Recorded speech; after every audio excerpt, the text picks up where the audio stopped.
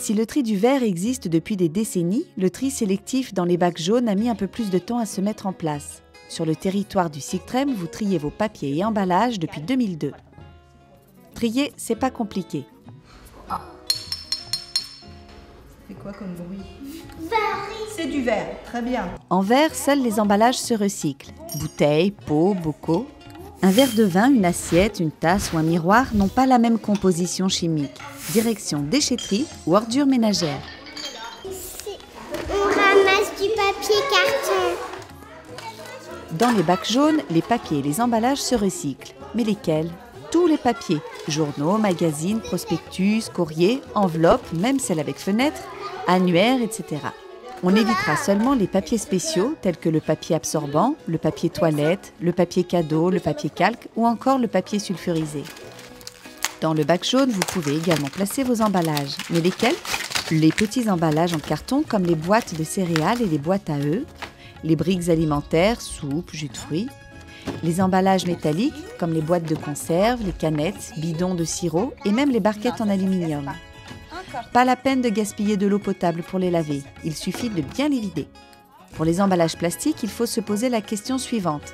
Est-ce une bouteille ou un flacon? Si oui, bac jaune, sinon ordures ménagères. On vérifie. Bouteille de lait, bidon de lessive, flacon de shampoing, bac jaune.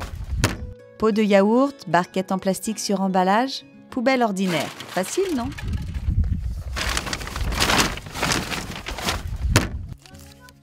Les erreurs de tri dans le bac jaune perturbent la chaîne de tri.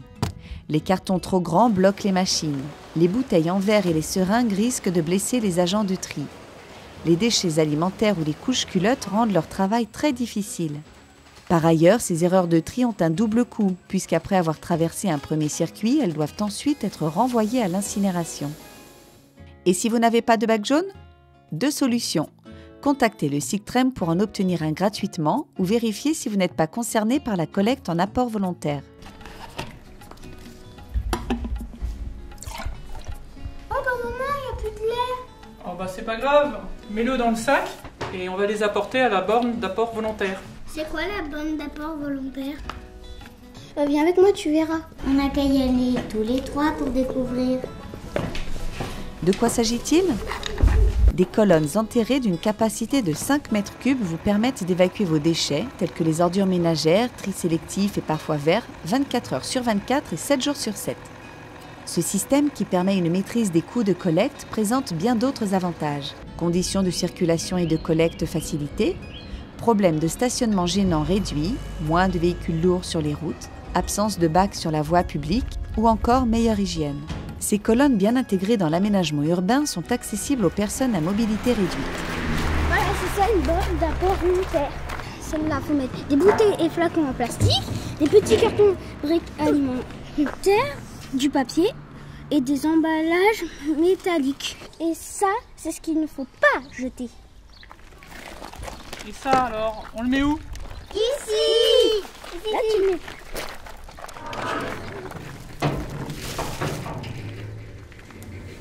Vous pouvez aussi jeter vos emballages dans les bacs jaunes des déchetteries.